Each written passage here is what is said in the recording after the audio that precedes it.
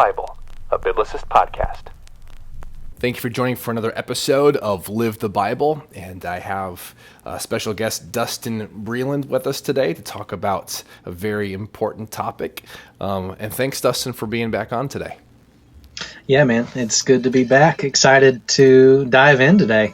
You know, we live in a really fast-paced world, and it gives little to no space between work, family, eating, entertainment, so on. And it's almost like we dread a truly quiet moment. And I know that sometimes that's the case for me. I like there being interaction. I like there being sound. I like something going on around me, even if it's going to be a quiet moment. It's like, oh, that's too quiet. I know some people aren't wired that way, but I know I am. And I don't mean a quiet moment with your phone, as I just mentioned, or with a TV show or a book. You know, I know some people that can do like all those at the same time. But I mean a truly quiet moment. It seems that if we're going to follow the ways of Jesus, as we see in the Bible and the Gospels, that we must not neglect what we would call silence and solitude, which is more of a different way of talking about this than I've heard it before. And so, first off, if you could, Dustin, for the listeners and for me today, how would you explain what silence and solitude is? Yeah, so you did lay the groundwork there. I mean, a simple way that I would explain what silence and solitude is just being alone with God. You're away from all the noise and the distractions. I know for me, like, you know, I live on a very, very busy street here in a suburb of Portland, and it's a lot of traffic, a lot of noise. Me trying to be quiet, I'd have to get out of here. So being alone with God, away from the phones, away from a lot of noise, where there is just you and God, and there is nothing else. And you know, you're going out there for the main thing you're trying to accomplish is you're just trying to be with God. You can do this silence and solitude thing for other reasons as well, but your main thing you're trying to accomplish is just being with God. And if you think about what it would be like in a relationship where you actually can see the other person, it'd be kind of weird to be with somebody and, although this happens, be with somebody and you're always on your phone. And you know what that's probably like. Right. If you're trying to talk to somebody and they're just distracted, they're not listening. Like, that is the last thing that I'm talking about when we're talking about silence and solitude. It is like focused, dedicated time away from all distractions where you can just zero in and just be with God. That's awesome. We live in a time in history where we have a lot of access to, to the Bible on our phones, or different. I think there's like some prayer apps and other things like that. And while that's super cool and it can be helpful in certain situations, in regards to silence and solitude, that can end up being a detriment probably. Whether it's notifications or being sucked into other things going on, but true silence and solitude. Yeah, just to your point, there's been multiple times where I've got I'm being lazy and I've got my Bible is on the shelf and it's like, 20 feet from me. And I was like, I'll just read on my phone. And by the time I know it, I'm on YouTube watching weird cat videos. It's just like, how did I get here? It just happens. 100%. Well, that's awesome. Yeah, it's with technology and all those things, it can make having a quiet moment more difficult. And even without technology, I think we can have a hard time with it, with our busy lives and with our families. And so with technology, it just adds that extra element of having a hard time getting to that place of silence and solitude. So I think we've done a good job of defining that, what we mean by that. True silence and solitude, not like kind of quiet, but literally quiet. And well, one last thing I want to talk about in regards to that is once you get the technology out of the way, once you're able to be alone and in that quiet place, whatever that looks like, then sometimes you have to deal with the noise of your own head. Yes. And I don't want to get too far ahead of ourselves in the conversation, but I think that in regards to the silence and solitude, that's a part of it too. And I think that's why maybe we don't like to practice this as much, and not because there's demons, if you will, there's burdens, there's things of our mind that we don't want to deal with, that we know we're going to have to wrestle with if we get to that quiet place. But that's all part of it too. Yes, I would agree 100%. So with that being said, defining what that is, why is this something that believers should practice? Wouldn't it be better to keep busy? I mean, how are we going to compete with the world that never rests, right? Dustin, like, man, we just need to be after. We need to be about business and the Lord's work, and we don't have time to be in silence and solitude. We got to go be declaring the message, right? And I've heard literally that same argument from people. So there's that is a loaded question. There is so much there that we could just dive into a rabbit trail way off. I'm going to try to condense this as much as possible because there is so much that could be said here. That once again, it would just lead us on so many different trails. But let me take the first part of that, where why should we practice this? If a better way to put it is, if silence and solitude, as we have defined it as being alone with God, why is that particularly important over being busy?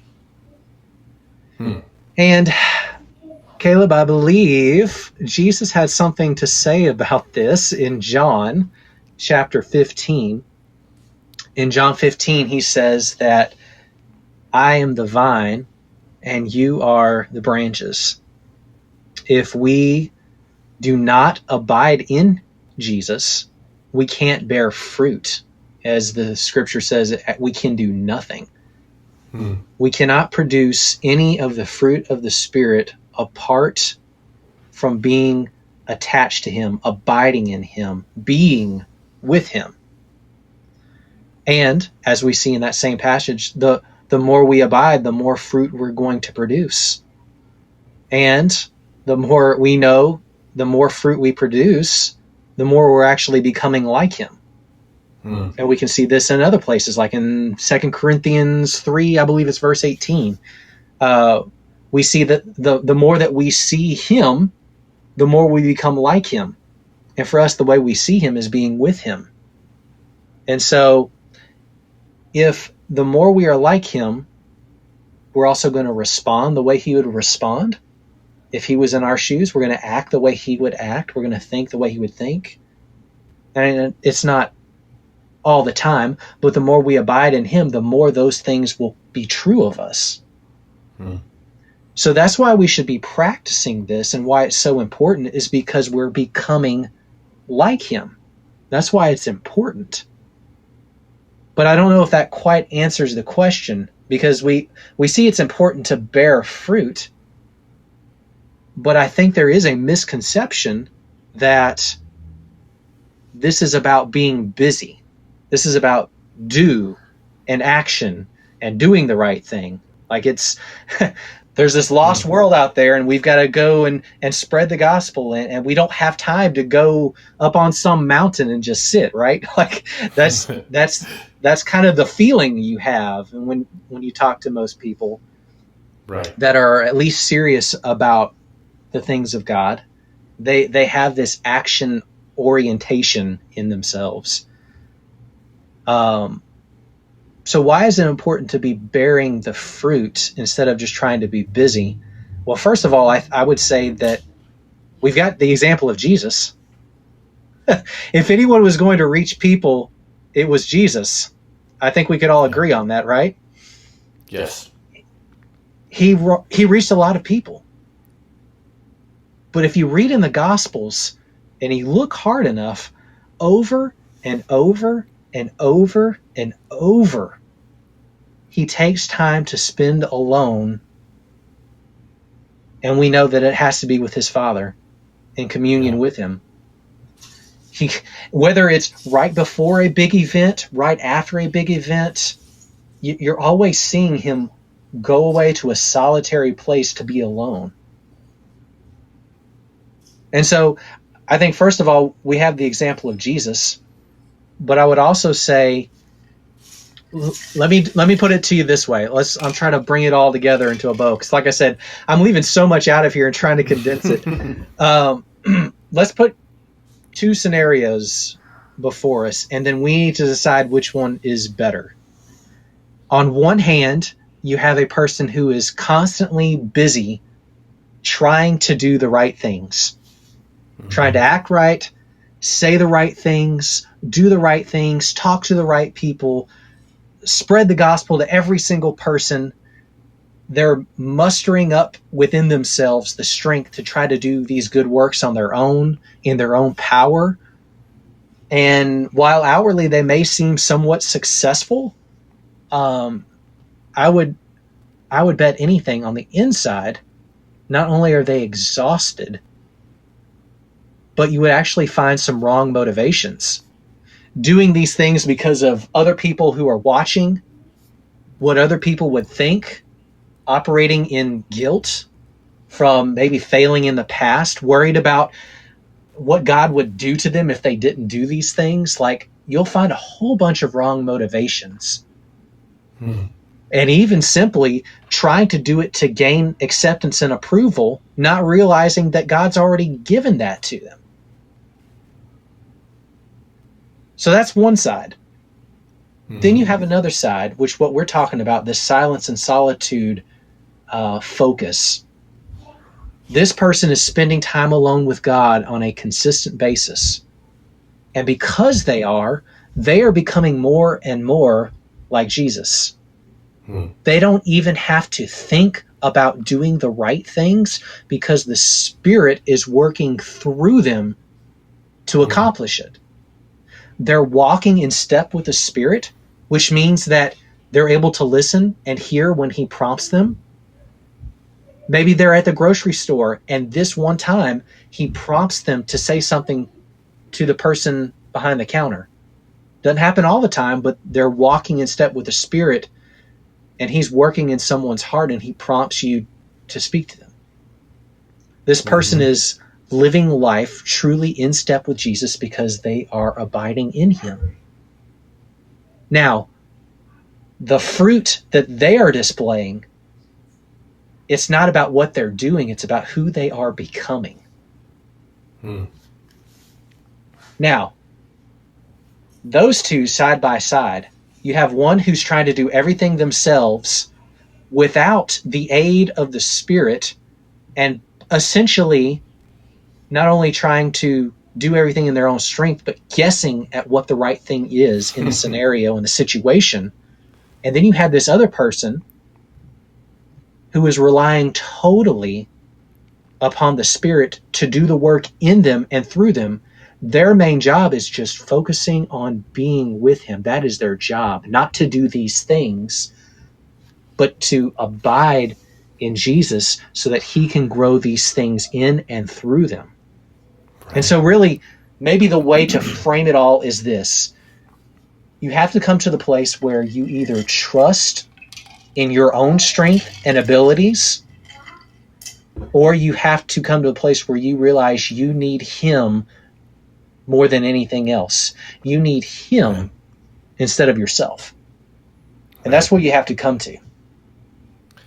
Right. The difference, wow, it's a powerful thing to say that, you know, I think you said, without walking in the Spirit, without abiding in Christ that you're kind of guessing at what you're supposed to do. So it's not even just a matter of not having, it's not only just a matter of not having power in what you're doing, but it's not even knowing if that's what you're supposed to be doing. And so, but abiding in Christ, walking in the Spirit, you will be given direction and will do things with the power of God versus on your own with something that you're not sure that you're supposed to be doing. No, exactly. There's Wow. there's a perfect example of this in the Gospels. I can't remember what chapter, but if anyone has read the Gospels enough, they'll know the story. It's the story of the man at the pool of Bethesda. Mm-hmm. And I'm sure you're pretty familiar with it. You have got all these people at this pool, and occasionally there would be an angel that would kind of stir the waters, and whoever would jump in would be healed.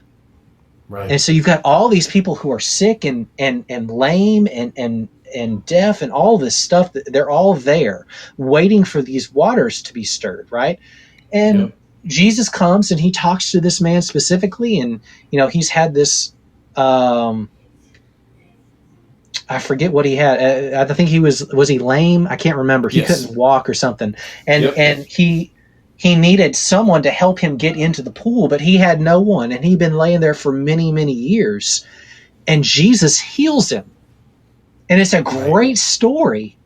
But if you look closely, you'll notice something else. Is that whole place was filled with people who were sick and lame, and Jesus walks up to one person, heals them, and leaves everyone else. Now, if you don't have the Spirit, I would have been, if I was in that situation, I would have been like trying to heal everybody because I had the power to do so. It's the right thing to do to heal these people, right? Right. But Jesus walked up to one person, healed him, and walked away.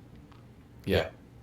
And those kind of examples are actually all over the Gospels too, if you look hard enough. Yes. Is it? I can't think of it off the top of my head, but I think it's in the Gospel of Mark, where Jesus is staying with he's staying at someone's house with some of the disciples, but then like a crowd forms to come to be healed, and he leaves.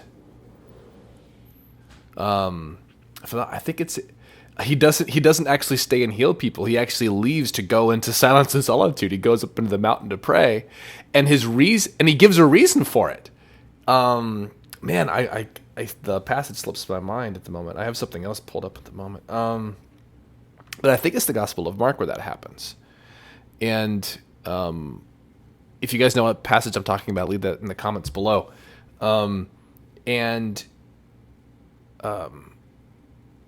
And you would seem like, man, shouldn't he just heal these people? Like this is a work that he's doing. But in that moment, Jesus was saying that it was more important for him to go spend time with the Father than it was to heal that group of people. And I think his response is on the lines of, that's not, like I came here for a greater purpose. I came here for something more than just to heal people. And man, I have to look that up. Mark 1:35. So just for context, he did just have this group come to him. He was in Simon, Peter, and Andrew's house. Bunch of people from the city came. He did heal many that were sick, cast out demons. Verse 35, rising very early in the morning, while it was still dark, he departed and went to a desolate place, and there he prayed. And Simon and those who were with him searched for him, and they found him and said, "Everyone is looking for you." And he said to them, "Let us go to the next town, that I may preach there also, for that is why I came out." And he went throughout all Galilee, preaching in their synagogues and casting out demons. Mm. So had this massive crowd came, healed, I'm sure word spread overnight into the next morning. They're coming back and they're ready for Jesus to heal more. And he's like, nope. no, it's time to move on. Yeah. And that decision came out, obviously he was God, but in human sense, that decision came out of his time in silence and solitude. Right. And so, as someone has said, if the Son of God had to spend time alone with the Father, like, how much more does that mean for us? Like, holy smokes, man. Like, I don't even know how to begin to process that when I start to think about that in Jesus and his human nature, sinless, perfect, yet in his human nature had to spend time in silence and solitude. It's like, okay. And I think I can just meander on fine. And yeah. A couple other passages came to mind. If it's okay, I want to look at a couple passages that I thought of as you were talking about these things. And I also thought of, I pulled it up here in Luke chapter 10, looking at Martha and Mary. And in verse, I'll just go ahead and say verse 39. And she had a sister called Mary. He's talking about Martha. She had a sister named Mary, which also sat at Jesus' feet and heard his word. But Martha was cumbered about much serving, and came to him and said, Lord, dost thou not care that my sister hath left me to serve alone? Did her therefore that she helped me. And Jesus answered and said unto her, Martha, Martha, thou art careful and troubled about many things, but one thing is needful. And Mary hath chosen that good part, which shall not be taken away from her. Now, I think this is literally in line with exactly what you were just saying. But there's a very literal sense of what's being said here. Is because I'm not saying that what Martha had to do wasn't important. I think that it probably was in regards to her hosting someone in her house. But Mary knew that, this was a significant, important time that she might not ever get again. And so she's going to choose to sit at his feet. Yes. So what's interesting there is that Martha is in process of doing the busy things, Yep. and no rebuke really comes to her for that. No.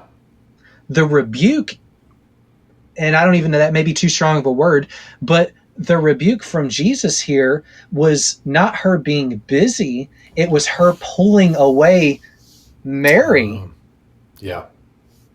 from doing that thing, if that makes sense. Yeah. So it was like, yes.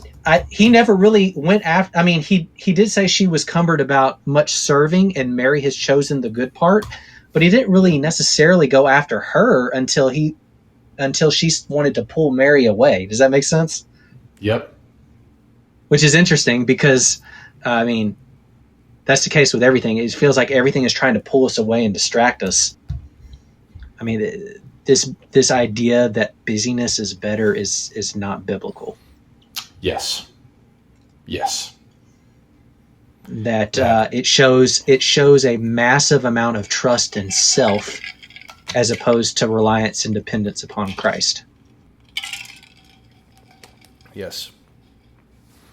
I think the combination of these two questions and answers have really laid down a foundation of what it is and why it's valuable, why it's important in comparison to just being really busy all the time. And not just busy necessarily in the physical activity of doing something, but something else I want to say really quick of explaining that aspect of it, but of being busy about obtaining information, whether that's listening to a podcast, reading a book, listening to music. I think all healthy and good things, right? But that's in comparison to having silence with the creator of the universe. being in his presence, that's a value of unearthly proportions. So let me ask you this. Do you think that this practice or spiritual discipline, if you will, of silence and solitude, do you think it's more important than ever for Christians? Not that it wasn't less important before, but in regards to technology or culture, is there a sense in which it's even more important, and if so, why? Yeah, I would definitely say yes, because I think, like many spiritual disciplines, this has become a lost discipline, if you will. Um, I don't think, and I feel like we can dive into it a little later, and you alluded to it earlier, but people don't do well in silence. It's very, they get very antsy. Um, I get very antsy. Like, it just, silence is not something that people look for. They try to avoid at all costs. And so I feel like this idea of a silence and solitude is become a lost discipline. We've forgotten what it's like to sit in silence. I mean, you think about you in your life. When's the last time you actively sought out total and utter silence away from distractions like phone or TV? That's not what I'm talking about. Like, utter silence. I think it is very important. And not only is it for the reasons that we've already kind of hit, but there is another aspect of this that I think we desperately need. I want to say last month sometime, I wrote a blog about it and why we need silence. If you go to Psalms 46:10, it's a very famous passage of scripture. Be still and know that I am God. What's interesting about that whole passage, like all the way up until that verse, if you read it, the chapter is describing how God is a refuge, and that no matter what happens, whether like the nations rage or kingdoms fall, that God is with us. He's strong. He's mighty. There's none like him. And then comes verse 10, be still and know that I am God. Now, why I'm trying to point this out is that God is God.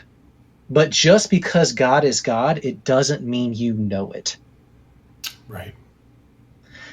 Just because God is our help and our refuge, our strength, our hope, it doesn't mean that you know it. Now, you may know it in your head, but you don't know it in your heart. And there's times when life is raging around you and you are exhausted and you feel like everything is spinning out of control, and you don't know what side is up and which side is down. In order for us to know that God is God, we have to be still to know it. We have to be quiet. And so I think you look around, there's so many people right now through this whole thing that we just went through, and still here in Oregon, still trying to get through COVID and all the restrictions. You look around at all the people, everyone is overwhelmed and exhausted. And most people are at the end of their rope. They're just done. And it's because people have gone so long without still and quiet to remember that God is God. He is our help. He is our refuge. He is our strength. Why should we fear when we have God? The very thing that we need, we avoid, because it's in silence that we know God is God, and he's got this. And that's another reason why this is so important for us, is that in times when we feel overwhelmed and we've got these big feelings that we're feeling inside of us, a lot of times, Caleb, I can speak for myself, I'm not sure about you, but in general, it can be spoken for us as humans, that we tend to turn to being distracted. to like silence all of that and to like just, I've had a rough day at work or things have not going well. I lost my job. I got this or that. We tend to want to just drown it out with Yeah. something. Absolutely. And instead, what we need is to be still in the silence, in God's presence, and know that He's God, know that He's our Father, know that He's there for us, that He hears us, that He sees us, that He knows. Like, we miss all of that because it's only in the silence that we can know He's God. We can't know that running around like crazy. We've got to stop and be still. And I think if you look throughout the history of the Bible, you see God taking these characters into this like wilderness kind of atmosphere, whether it's actually wilderness or not, but He's getting them to a place where they can be still and they can know He's God. I think of Moses right off the top of my head. Moses was trying to lead the children of Israel before it was time, and he was trusting in himself. Yeah. He had to spend years in the desert still to know that God is God. He changed a lot from him trying to take care of the Egyptians by himself to like, God, I can't even talk. What am I supposed to do? Right? He changed and he realized that God is God and He can do this. Moses couldn't. Right? So I feel like that's why it's important. We've got to be able to be still and know that God is God for all that life is throwing at us. There's so many things that we can turn to instead of God. That's always been the case. Israel, throughout the Bible, did it their fair share of times of turning to the wrong thing when they're in their stress and their worry.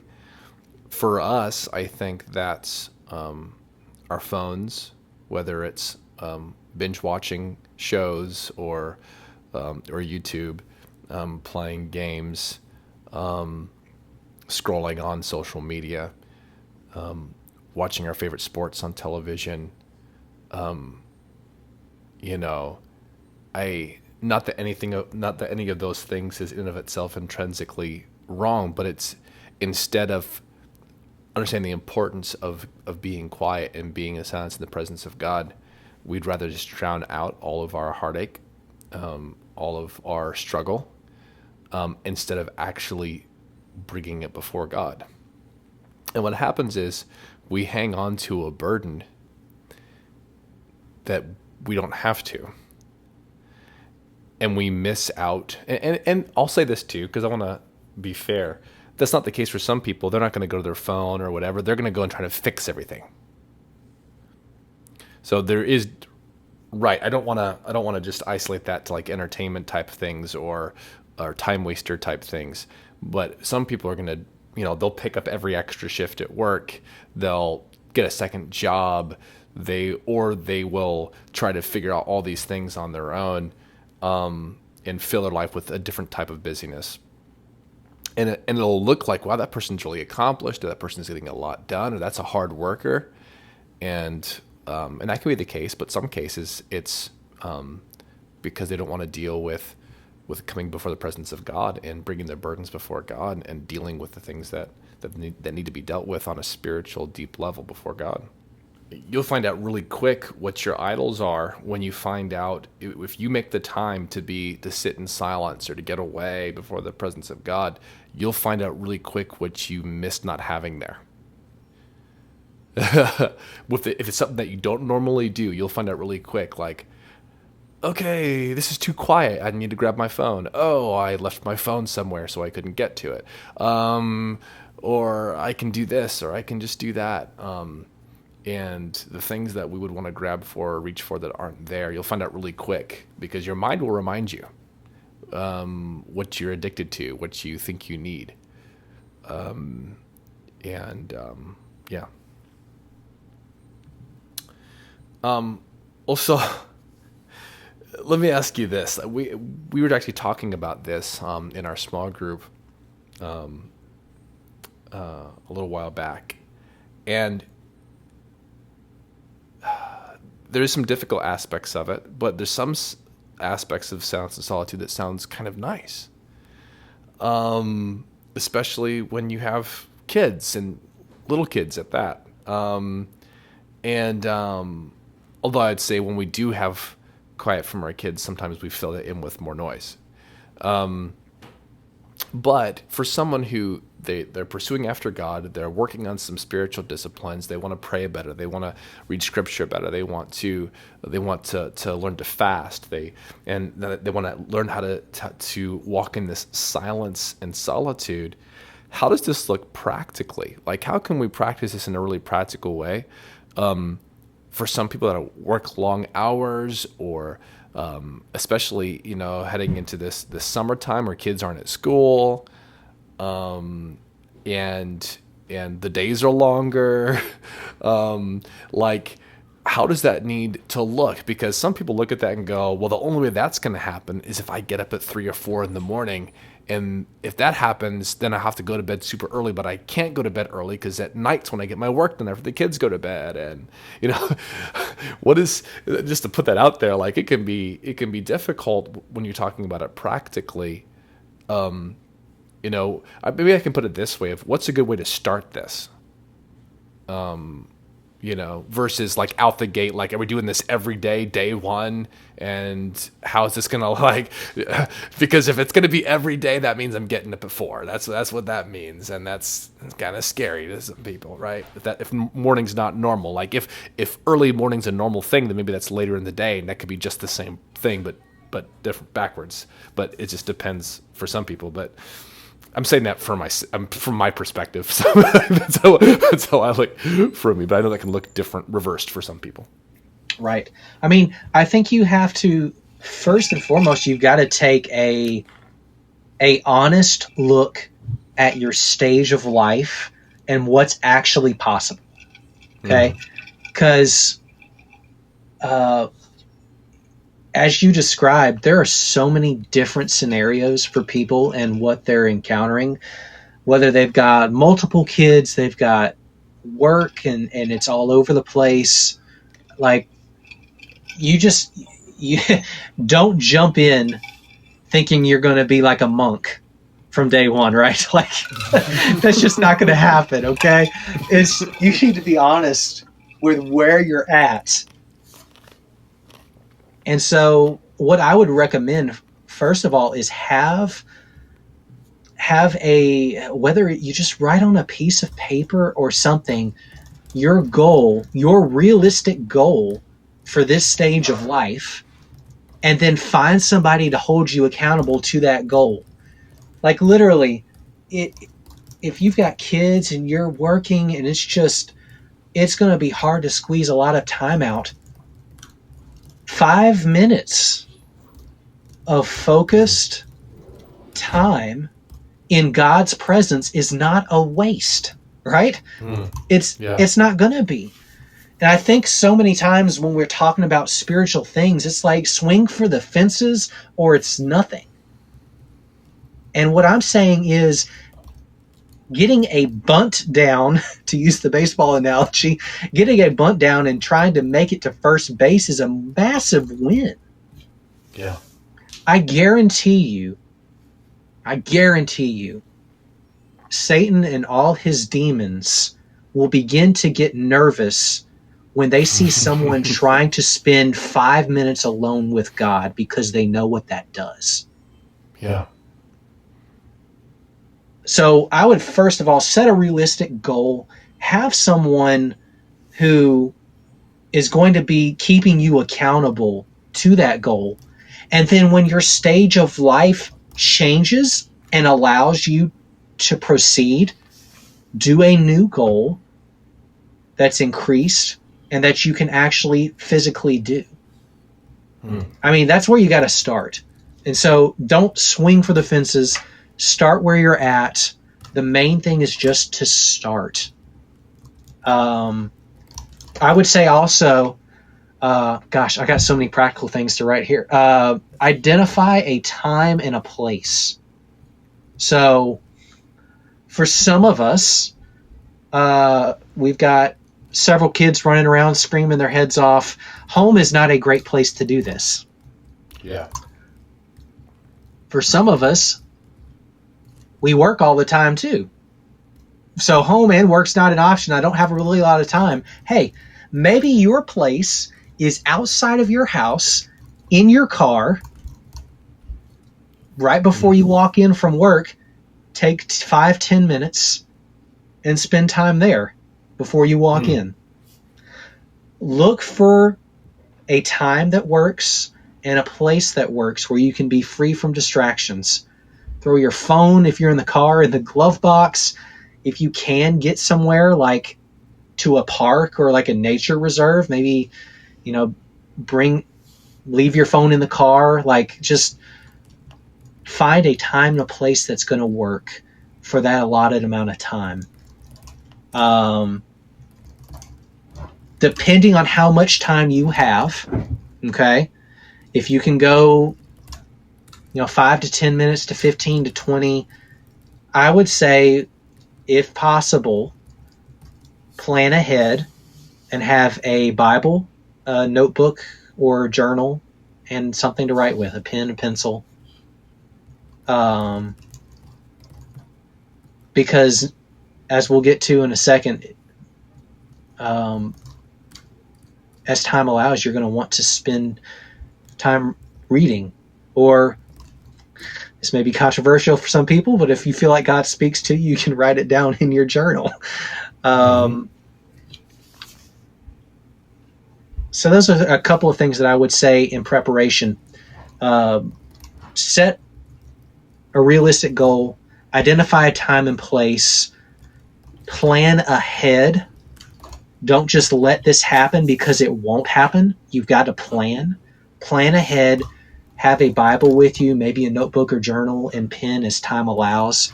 If you're only at the 5-minute mark, you may not be able to really do any of that. And just sitting in his presence and just praying to him and talking with him may be all you can do, and that's fine.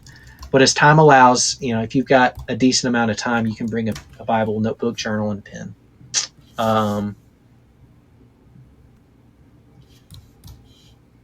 Do I need to keep going, or do you need to stop? Oh, you're doing great.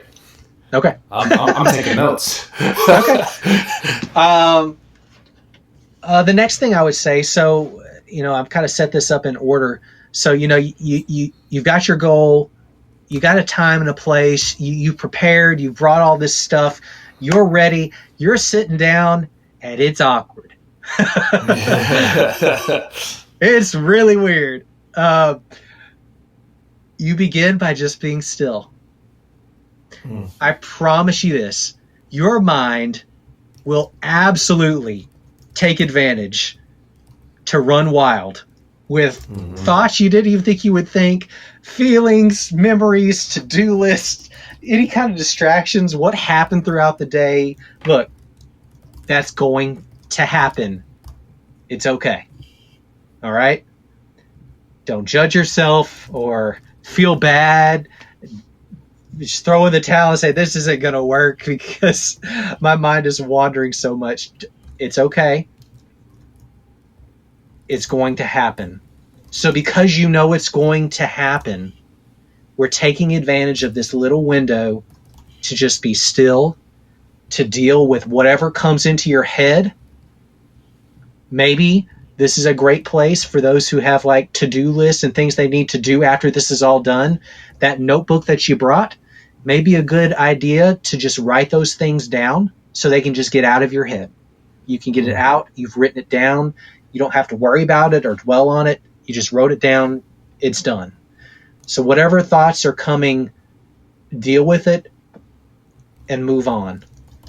And it doesn't hurt that when you get to a point where you feel like it's just, your mind is just racing, to stop and pray something like, Father, help me to be still and help me to focus on why I'm actually doing this, why I'm here. Those would be some things at the very beginning. I promise you, it will be awkward. Mind will race, but you got to push through to the other side. And in the beginning, you may not be able to get to that point where you can get to the other side of all that, because there is another side. But the more you do it, I promise you, the better you will get at quieting your mind. It just takes time. And if you've never done anything like this, trust me, it's going to take a lot of practice to get past this. Doing even this just for a few minutes is a big, massive win. Yeah. Let's see here. I've got also, when you get to the other side, when you feel like you've actually got to a place where you've quieted your mind and your mind's not racing as much as it was, and you can actually kind of focus, this is where we're trying to abide in the vine. All right. In this moment, some people may actually find it helpful, as when they're talking to God, to actually just picture him, like if you're at the park and you're on a bench, picturing him sitting right next to you and you're just talking. You could picture him sitting on his throne. Just any kind of visual thing that you can do to help would be helpful for some people. But regardless, once you push past all the mind racing, now you can actually try to focus on being in his presence and abiding in the vine. And honestly, this window is so wide open to what you can and could do. I've just wrote down a few things. You could spend this time reading prayerfully and reflectively, reading some in scripture and just going slow. No agenda. No, I've got to get 3 chapters done. None of that. Just slow, deliberate, slow reading where you're listening. And maybe God speaks to you from his word. And if he does, you write it down on your notebook. You can practice listening prayer, which for some sounds really crazy. But for me, I've actually done this.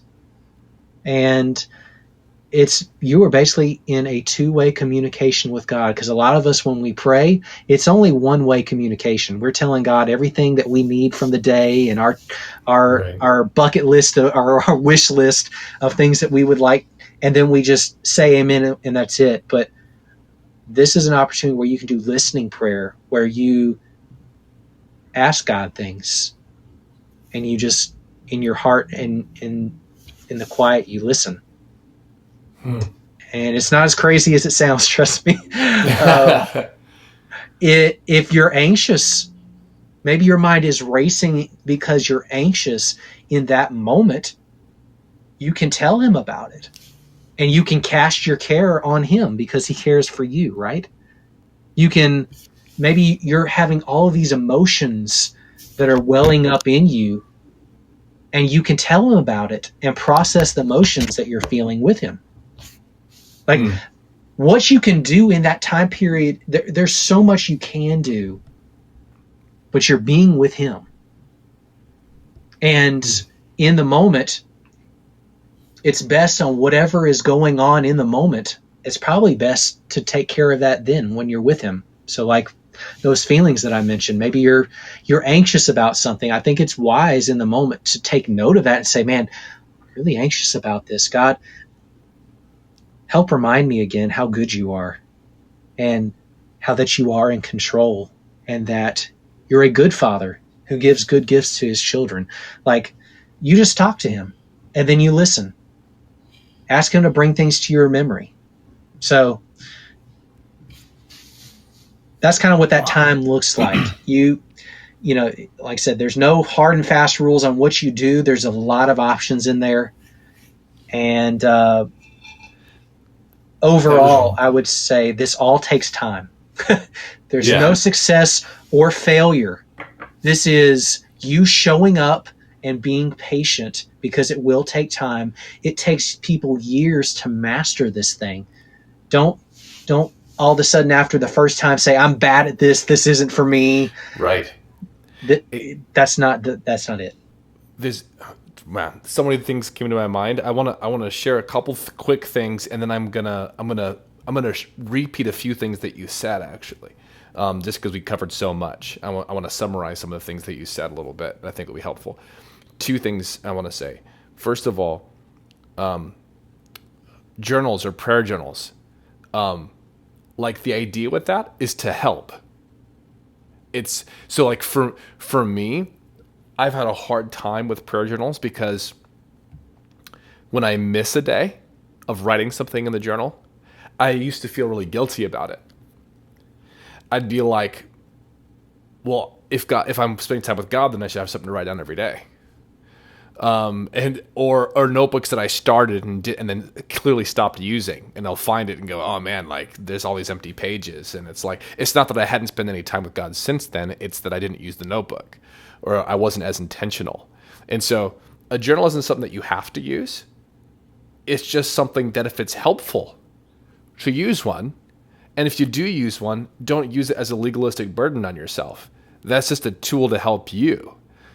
So if you understand it in that context, I think that can be helpful, because I know that's helped me in regards to how I view something like that as a tool to be helpful. I think a journal is really helpful. I've just changed how I approach it in the past. And so for me right now, in regards to a journal, I completely kind of changed how I write it in, and I'm usually writing like a specific Bible verse. I'm going to use like all in big letters and like fill the whole page of something that God specifically spoke to my heart about in light of Scripture. Other times it could be something different, but sometimes I'll just write down something personal from me in light of a passage that I've read. And I think in the future it could even look a little bit different, but that's how it looks for me right now. And some days I don't write anything in the book. And I went into it this last time, going back to writing stuff in a notebook, I went into it with the expectation of me not necessarily writing it every time. And because the goal wasn't to have an everyday filled out perfect journal. The goal is to spend time with God, and if this is a tool to help me do that, that's great. Anyway, I wanted to insert that a little bit because I know that's something I'm sure other people could relate to in the struggle with that. For me, I had so I want to make sure that people understand that's a tool and it's not a burdensome thing to have. The other thing is that all the things that you're saying, there's a lot of things that we can relate that to in other things in life. And like, it's silly to think that, I'm going to start going to the gym and working out. And I'm going to go there 6 days a week. So I'm just going to have one rest day.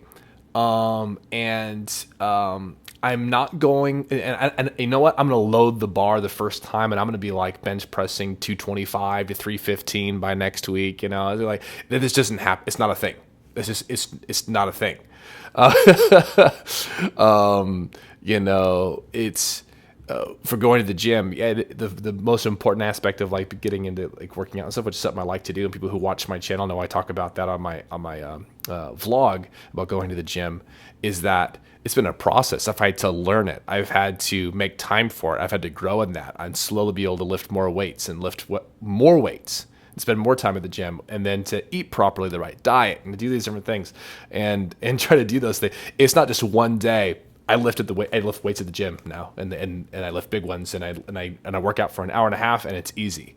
No, like that's just unrealistic. But the important thing is starting and learning and growing in that area, and in this case with silence and solitude. So with that being said, just to recap a few things that Dustin said that I thought were super helpful, I'm definitely going to learn from this. First of all, some practical helps. Be honest with your current stage of life. He said that really early on. Don't forget that one. Be honest with your current stage of life. Number 2, write down a realistic goal. Number 3, tell someone to help hold you accountable to that. Number 4, it doesn't have to be an unrealistic amount of time, right? I just made that analogy about the gym. It'd be like, I'm going to go lift this heavy weight. No, you're not. You can't. You're not ready for that much time. You'll find out really soon what's a realistic time for you, I think. And then increase your goal at a future time. So like that 5 minutes is really valuable, that must mean 10 minutes is even, like, you get that much more value from that time. So you want to increase that value and increase that time when you can. Some other extra helps that you said was find a time and a place that works well. Number 2, plan ahead. Number 3, leave your phone in the car or in a glove box if your place is the car. If time allows, bring a Bible, a journal, and a pen to write down what God's doing in your life or what God has spoken to you. So things Dustin said that you need to know. It'll feel awkward. This is important to know going into this. Just don't think it's going to feel awkward. Number 2, your mind will run wild, especially if you've not practiced this before. Your mind will run wild. So number 3, deal with your plethora of thoughts and move on. If you need to, write it down to help you with that. But to move past that, pray for help to push through that awkward and to be able to focus on His presence. So those are some summaries. You said more than that, but I just trying to summarize those into some lists just to remind people of everything that you just said. It's super practical, super helpful, and thank you for sharing that. That's really good. Before I ask you the last question, is there anything you wanted to add about some practical things there? I would say a couple things. One, a lot of what I have learned, it's a helpful resource I've shared with Caleb in the past, is a website called practicingtheway.org. They've got a lot of not just silence and solitude, but a lot of the spiritual disciplines. They have quite a lot of resources on that website. Super helpful.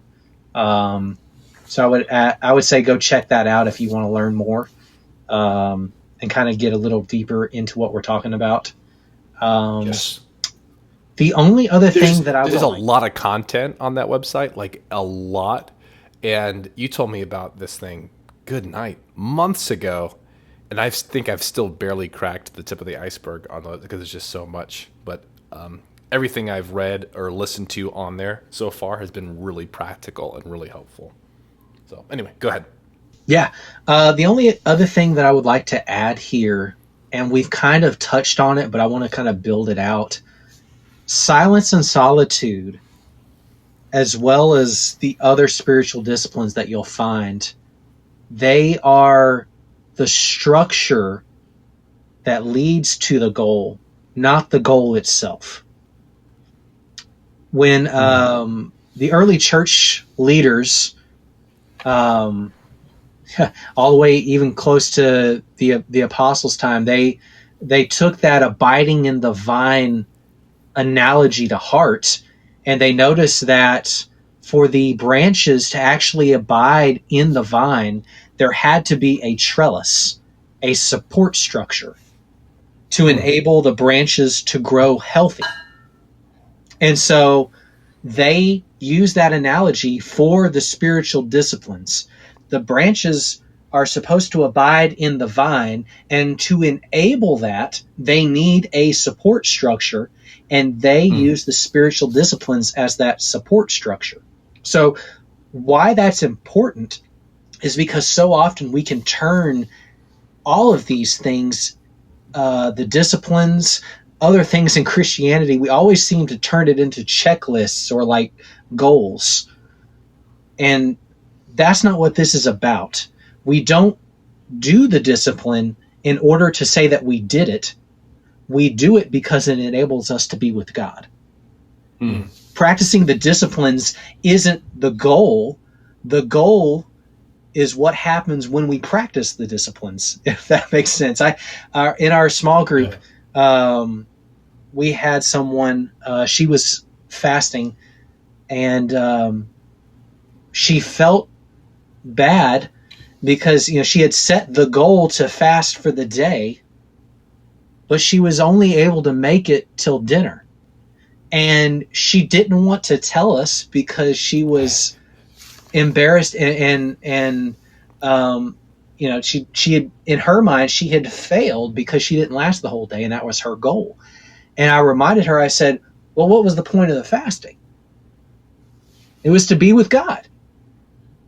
The whole point was not, I fasted for a whole day. Whoa, look at me. No, that wasn't the goal. The goal was to be with God. And you accomplished that, so it did what it was supposed to do.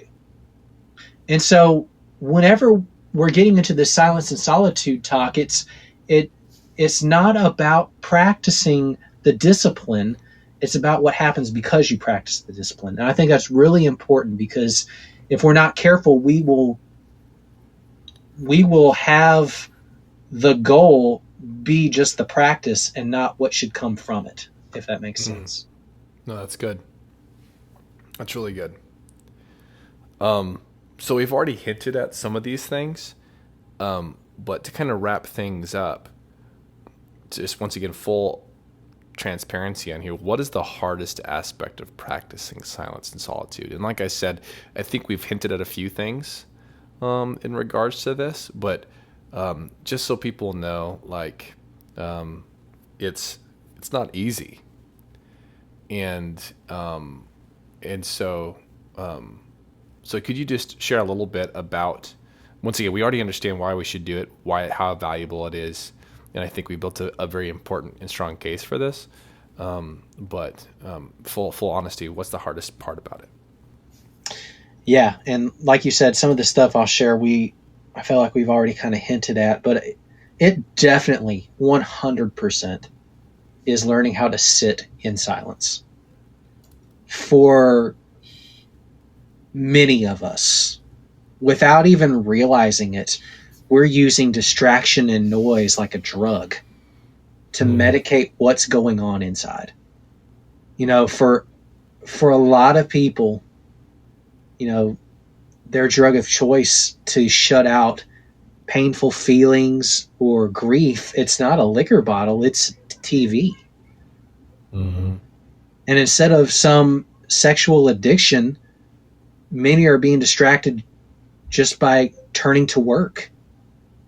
And to drown out the stresses of life, we're turning on a playlist or just some noise in the background just to get away from it all. It's funny because I think we actually are running from things and we don't even realize it. We don't want to sit in silence because of what it's going to reveal. We don't want to think about the things that silence and solitude is going to reveal. It may reveal that we're rebelling against God. He's asked us to do things that we're just deliberately going against and wanting to do our own thing. He's calling us to do or say things we don't want to do or say. There's truths that are facing us that we don't want to face.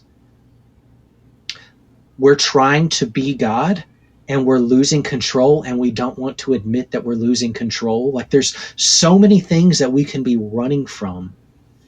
And it's funny, silence and solitude, if we actually practice it, it keeps us from silencing the things we don't want to hear. We have to come face to face with the things we're trying to push away when we practice silence and solitude. And the ironic thing is that only when we're still can we know that God is God and everything's going to be okay. Only in the silence will we find a God that loves us despite all the bad things that we've done and we're guilty and ashamed of and we don't want to think about. We find a God that's in control when our world is out of control. We find a God who's strong and mighty. There's nothing that's too hard from him. We find a Father who loves us. We find a God who sees us, who knows us, who understands the grief and the emotions that we're feeling because he sent his Son who endured all those things on earth. He knows what it's like. And what we need most, what we need to be reminded of the most, the one who we should be taking all of our feelings and thoughts to, it's all found in silence and solitude.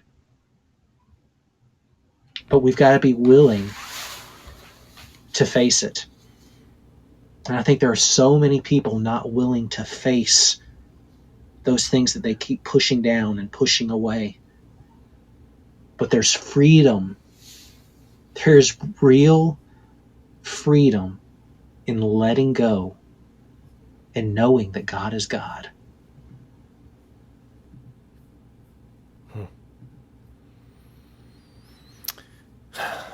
Man, Dustin, I really, really appreciate this conversation.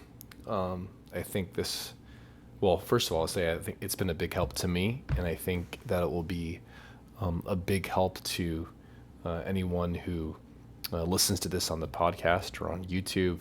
I think you've wrapped it up nice. Is there any other thoughts? Is there anything you'd like to share? No, man, I think that does it. Awesome, man. Thanks again for being on the show, and thank everyone for listening to this series of Live the Bible. These have been 4 amazing conversations, 4 amazing guests, 4 important topics. I hope it's been an encouragement and a blessing. If it was helpful, please be sure to share it. And if you'd like to hear some more content coming soon, please be sure to subscribe, turn on your notifications, and like this video or like this podcast as well. And I hope you all have a wonderful day. God bless. Live the Bible, a Biblicist podcast.